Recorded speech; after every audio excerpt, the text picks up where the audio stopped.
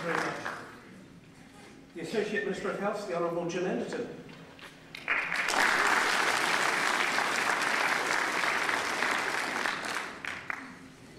Thank you very much. I have a sign on my wall that says impossible things I do daily, miracles take a bit longer. I think it would be a miracle if I was to convince this audience tonight about many things that I believe.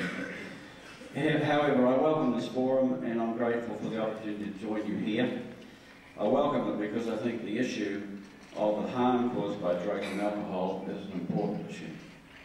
So important that a couple of years ago I supported the police in allocating resources to fund a drug harm index. I supported this study because I take the issue of drug harm very seriously. The money was used for research to quantify drug harm, not just how expensive the problem is or was, but also where the avoidable costs lie and what could be done to minimise them. The Government's Ministerial Committee on Drug Policy that I chair has this week received a report on that research. I want to share the results with you. This is the first time that they've been made public. This was a formal research project by professional researchers Burl and peer-reviewed. One of the peer reviewers was Des O'Day, a public health expert at the Otago University. The study concluded, quote, the harm from drugs consumed in 2006, which was when the year the study was referred to, is substantial, and that illicit drug seizures may have prevented approximately another third again of harm. In 2006, illicit drug use caused social and economic cost estimated at $1,310 million. That's nearly 1% of our entire gross domestic product. Illicit drug production cost the country $519 million. Related crime costs $414 million. Lost output due to illicit drug use cost $106 million. Another $53 million result from drug-attributable healthcare and road accidents. Of course, as we know, not all drug use is the same, so the research is broken down into categories of drugs. Over 2/5 of social costs, 42%, or $551 million, is caused by illicit stimulants. We know them as meth or P. The researchers said stimulants stand out as, quote, the second largest source of tangible costs for the user, end quote, at $2,640 per user in 2006. They caused $550 million of social costs. That's over $10 million of harm every week. Over a third of the social costs of illicit drug use are caused by cannabis. That's $441 million of social costs in 2006 from cannabis alone. As we already know, cannabis is not as damaging as other illicit drugs such as opioids or LSD. The cost per kilogram and cost per user is lower than the others. That is why cannabis is a Class C and not a Class A drug. But that figure of $444 million of social costs is one that we cannot ignore. It is a very high cost, mainly because cannabis is used in such a widespread manner. The more widespread the use of cannabis gets, the higher the cost will be. Compare it to alcohol use. Alcohol is far and away our most destructive drug. I've said that on every platform that I've ever spoken on the drug issue. It suits some people in New Zealand to ignore alcohol because they use it.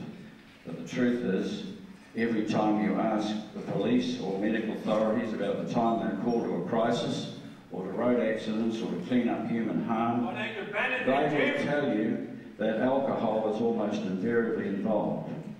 Alcohol was not part of the study I'm releasing tonight. But according to the Ministry of Health, the social costs of alcohol misuse total between $1.5 billion and $2.4 billion each year. So why do we make alcohol legal when it causes much more damage than any other drug? The answer should give advocates of drug use some pause for thought. Alcohol is not the most intrinsically harmful drug. It is the most harmful because it is the most widely used. It causes physical and mental health problems. It causes catastrophe on the roads. It causes drownings and violence in families and elsewhere. It leads to absenteeism and problems at work. Over 80% of New Zealanders drink alcohol, and it causes as much as $2 billion of harm. Around 14% of New Zealanders used cannabis last year, and it caused $444 million. Harm to individuals, of course, includes mental illness, respiratory problems, including lung damage and violence, and is often, unfortunately, associated with suicide as it causes mental illness.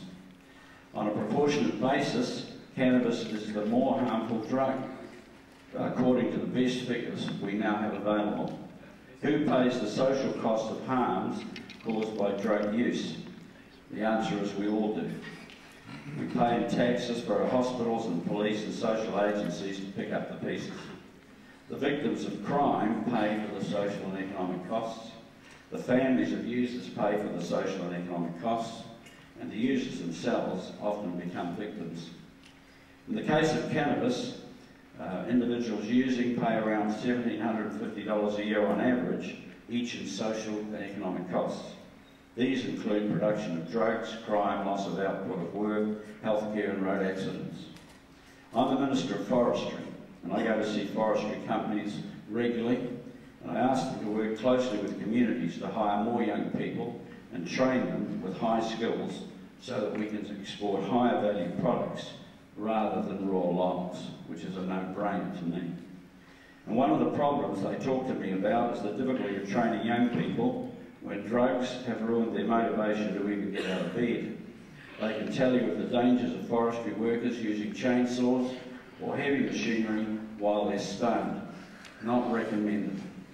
When young people use cannabis, they do long-term damage to themselves.